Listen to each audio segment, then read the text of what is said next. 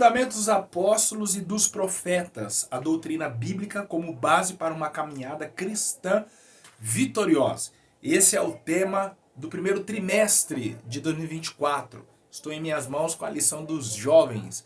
Eu sou o professor Lucas Gomes e sou muito feliz em saber que você escolheu o meu canal para preparar a sua próxima aula. Seja muito bem-vindo, peço que deixe o seu like, também se inscreva no canal.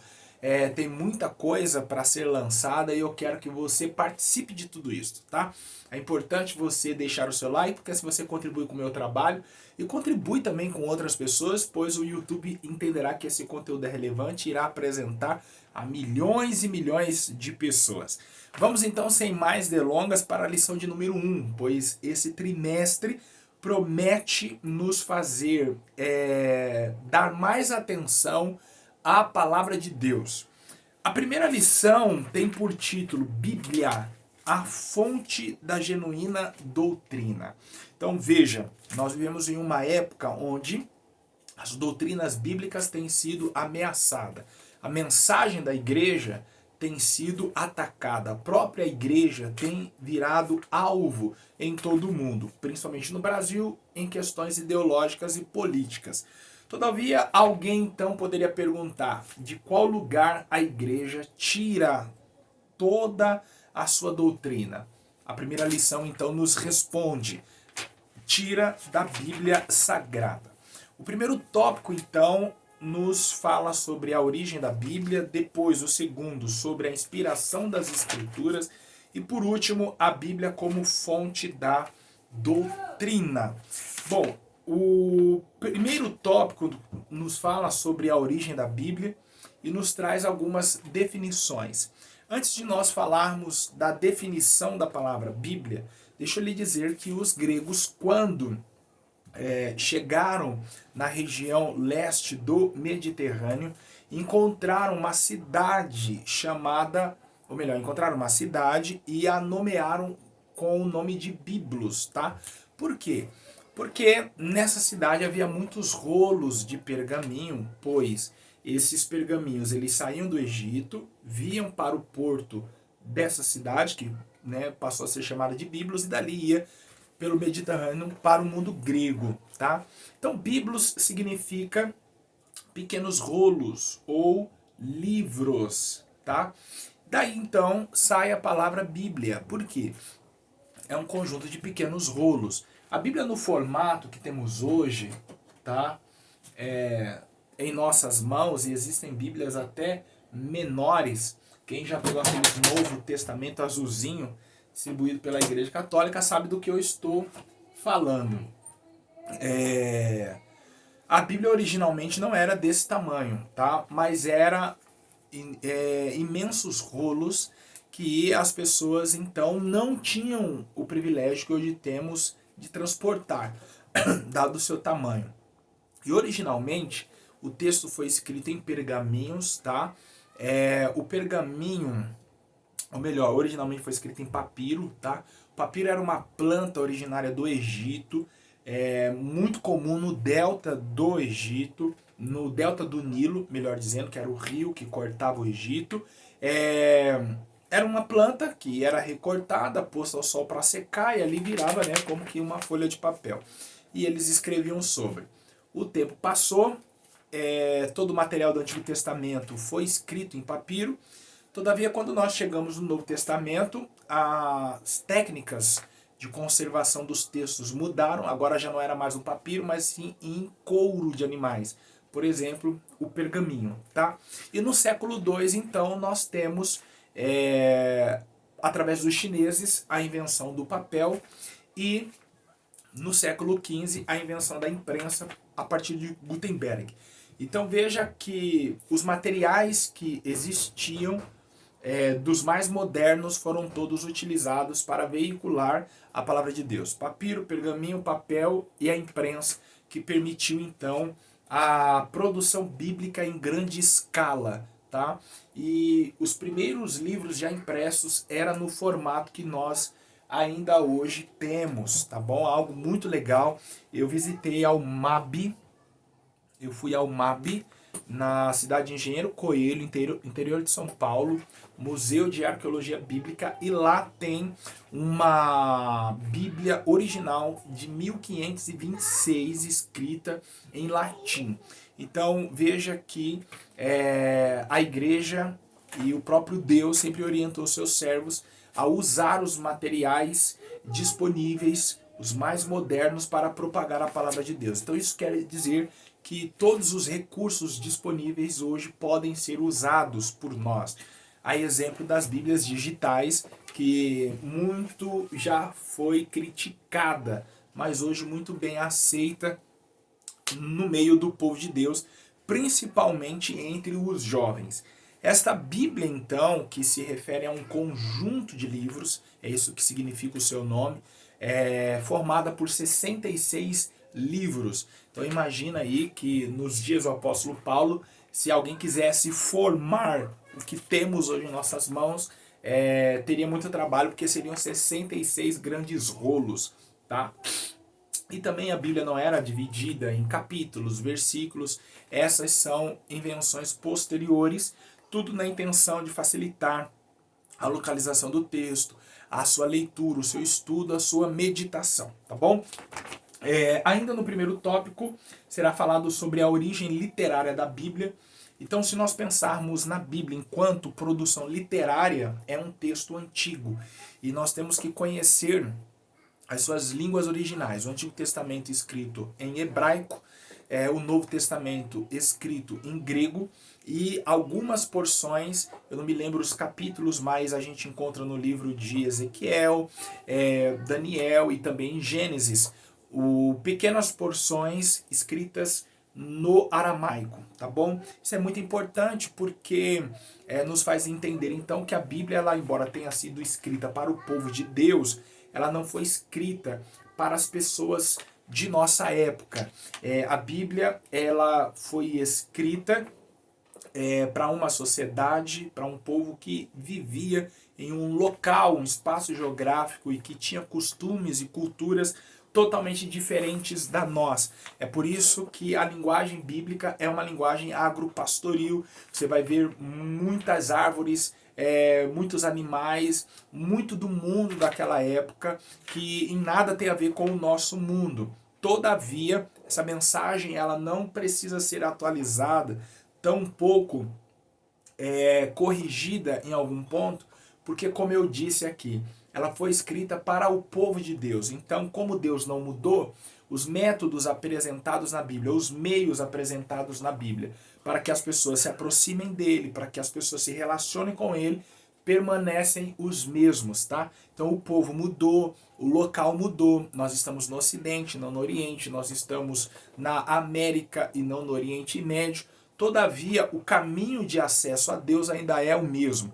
Então, toda a mensagem bíblica, do Gênesis ao Apocalipse, ela permanece atual para todas as sociedades, não somente a sociedade dos dias atuais. E a Bíblia, ela ainda trata muitos temas a ponto de nos trazer assuntos como criacionismo, a própria teologia, pois ela nos mostra a relação de Deus com o mundo e do próprio mundo com o seu Criador.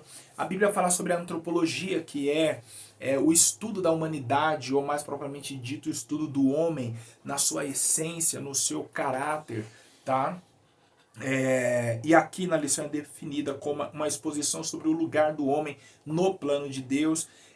A Bíblia também nos fala sobre a soteriologia, que é a doutrina da salvação. E por último, o que é trazido aqui pelo autor, a escatologia, a doutrina de todas as coisas. Veja que, embora a Bíblia ela fale de um povo, ela não está centrada em um homem ou em uma gente, mas o tema central da Bíblia Sagrada é o próprio Cristo. Embora a Bíblia nos apresente o que Deus fez para resgatar o homem perdido, a palavra de Deus não fala sobre o homem, mas fala de si mesmo. Então, se quisermos conhecer a Deus, nós assim faremos através da sua preciosa palavra. Quando falamos sobre a origem da Bíblia, nós não estamos falando de livros que simplesmente foram encontrados e compilados, reunidos em um livro maior, recebendo então o nome de Bíblia. Mas nós estamos falando de um trabalho seríssimo que foi realizado ao longo dos séculos. A porção do Antigo Testamento, ela já estava pronta nos dias de Jesus, muito usada pelos apóstolos, muito usada pelo próprio Cristo. Todavia, o Novo Testamento ele foi criado, né? Ele foi escrito depois da morte e ressurreição do nosso Senhor. Os livros que estão na nossa Bíblia, que são do Antigo Testamento, são os mesmos livros que estão na Bíblia hebraica. Então, os pais da igreja entenderam que se os apóstolos usaram, se o próprio Jesus usou, esse texto ele é digno de aceitação, ele é fiel. Agora o Novo Testamento ele teve que passar por um crivo, tá? Alguns critérios, os textos que foram encontrados, reunidos, tiveram que passar para que então entrasse no canon do Novo Testamento.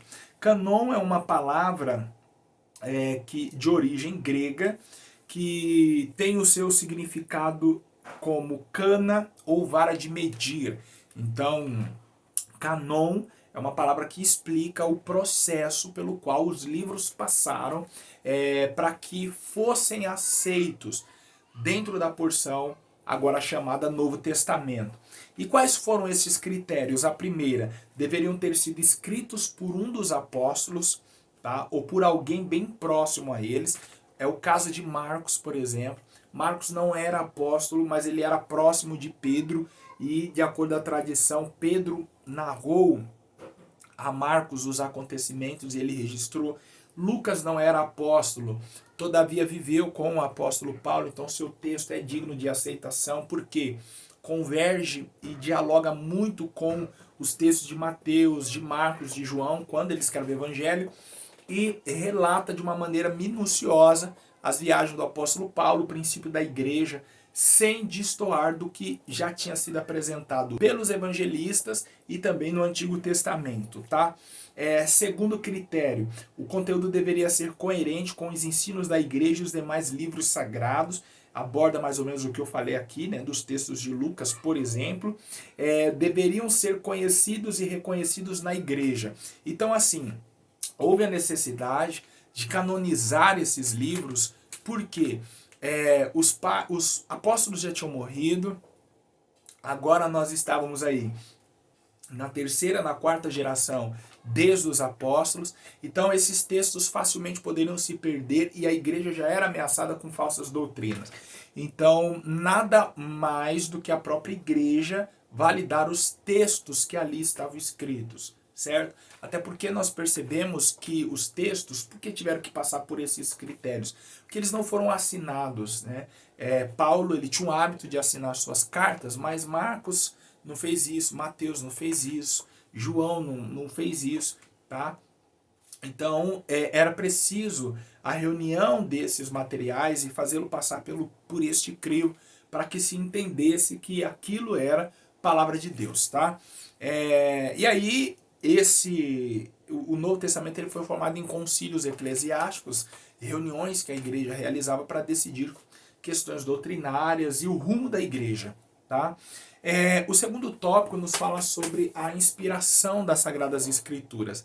E aí nos traz uma definição sobre inspiração, tanto no latim quanto no grego, e ambas querem trazer a ideia de algo que foi soprado. Tá? É muito importante nós compreendermos essa questão da inspiração, e até o pastor Elias Torralbo, comentarista desse trimestre, nos traz alguns termos que precisam ser esclarecidos, principalmente a nossa juventude. Inspiração, iluminação e aplicação. Veja que as três, elas devem ser coordenadas pelo Espírito Santo. Todavia, nós precisamos compreender o lugar de cada uma delas. Os escritores sagrados, pelo menos aí um número de 40, e num espaço de tempo de 1600 anos aproximadamente, foram inspirados pelo Espírito Santo. Então eles receberam aquilo que hoje nós chamamos de revelação de Deus para escrever o texto. Isso não quer dizer que eles sofreram um arrebatamento de sentido e escreveram, e quando voltaram em si já não sabiam mais o que tinham feito. Mas quer dizer que a motivação encontrada para a composição do texto foi o Espírito Santo. Então não foi uma guerra comum, não foi um evento político comum, não foi um acontecimento social ou econômico comum que motivou a escrita do texto, mas o próprio Espírito Santo. E nós percebemos isso na coerência desse texto, porque esses autores eles não se assentaram e decidiram escrever. Cada um estava numa época, num lugar totalmente diferente, cada um tinha uma profissão diferente do outro. Por exemplo, Davi era rei, anterior a isso, pastor de ovelhas, Davi era pescador, Esdras um escriba, Moisés um pastor e daí por diante. Eram pessoas que estavam inseridas em culturas totalmente diferentes e tinham uma visão de Deus totalmente diferente. Todavia, quando resolveram então imprimir os seus conceitos acerca de Deus e do povo que ele escolheu, todos eles foram coerentes na sua fala, a ponto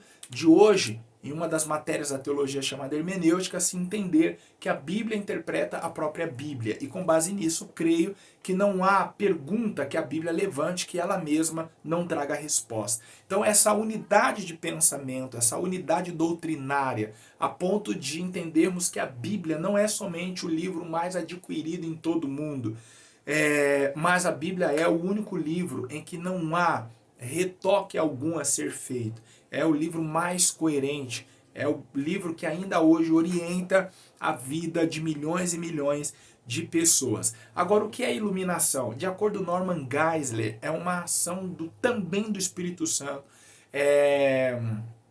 assim como agiu sobre os escritores, os inspirando, ele agora age sobre nós, trazendo clareza em nosso entendimento acerca do texto lido. Ou seja, sem o auxílio do Espírito Santo, não seria possível compreender a mensagem que está no texto, sequer aceitá-la. Então a nossa mente ela é iluminada. Nós precisamos desse farol por causa das densas trevas que se acometeram sobre as nossas faculdades mentais devido ao pecado. Por último, a aplicação.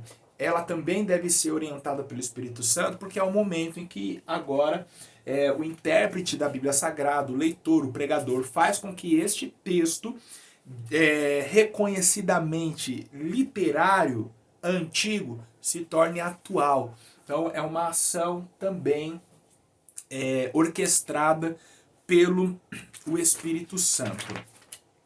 O terceiro e último tópico, então, nos fala sobre a Bíblia como fonte da doutrina. Então, quando nós falamos sobre o que é pecado, primeiramente sobre o pecado e depois o que se caracteriza como pecado, quando nós falamos sobre santidade, quando nós falamos sobre salvação, quando nós falamos sobre juízo de Deus, tudo isso é com base nas Sagradas Escrituras. E se constitui como algo muito importante ao jovem cristão conhecer as Sagradas Escrituras para estar fundamentado na palavra de Deus e não ser levado por qualquer vento de doutrina. Primeiro, não se afastar e segundo, não ser enganado. A próxima lição nós falaremos um pouquinho mais sobre a doutrina de Moisés e sobre o cativeiro motivado pelo desprezo ao ensino. Então nós vamos entender nessas próximas lições os problemas que o povo de Israel enfrentou por se afastar das Sagradas Escrituras. Com isso, a nossa intenção aqui é fazer com que você, professor, e os nossos alunos, próximo domingo, entenda e compreenda os prejuízos de se afastar da palavra de Deus. Então, diante disso, estejamos cada vez mais próximos. Eu deixo a você o convite para a próxima aula. Para isso, se inscreva no canal, ative o sininho, deixe o seu like, pois todas as vezes que subir uma aula nova aqui ou qualquer outro conteúdo, você será o primeiro, a primeira a ser informada. Deus abençoe você, muito obrigado pela sua companhia e um feliz 2024.